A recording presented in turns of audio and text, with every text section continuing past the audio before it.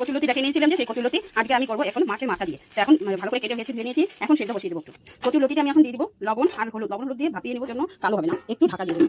কচুলতি ভাপিয়ে নেওয়া হয়ে গেল।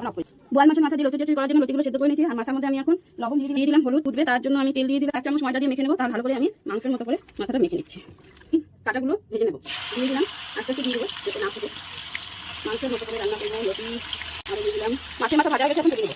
এখন ফোড়নে দিয়ে দিলাম কালো জিরে, পাতাগুলো তুলে নিয়েছি। এখন দিয়ে দেবো আলু লতির জন্য, এখন দিয়ে দেবো গোটা রসুন। ফোড়নে দিতে হয় আর আমি একটু পরে দিলাম, তার জন্য কিছু হবে না, তো তোমরা চাইলে ফোড়নে দিতে পারো। আলু ভালো করে ভেজে নিয়েছি, এখন দিয়ে দেবো টমেটো কুচি আর লঙ্কা চেরা, দিয়ে দেবো ধনিয়া গুঁড়ো আর লঙ্কা গুঁড়ো, একটু ঝাল করে দিয়ে দেবো এখন ভাপিয়ে রাখা কচুর লতি। এখন ভালো করে নেড়ে নেবো। লতি দেওয়ার পর বেশি নাড়াচাড়া হতে যাবে না, তবে ভেঙে যাবে। এখন মাছের মাথাগুলো দিয়ে দিলাম, দিয়ে একবারে ভালো করে করে আমি একটু ঢাকা দিয়ে দেবো। কচুর লতি দেখো কত সুন্দর কষানো হচ্ছে, দেখো মাছের মাথাগুলো। এখন ঢাকা দিয়ে দেবো। বোয়াল মাছের মাথা দিয়ে লতি চচ্চড়ি হয়ে গেছে, এখন নামিয়ে দেবো।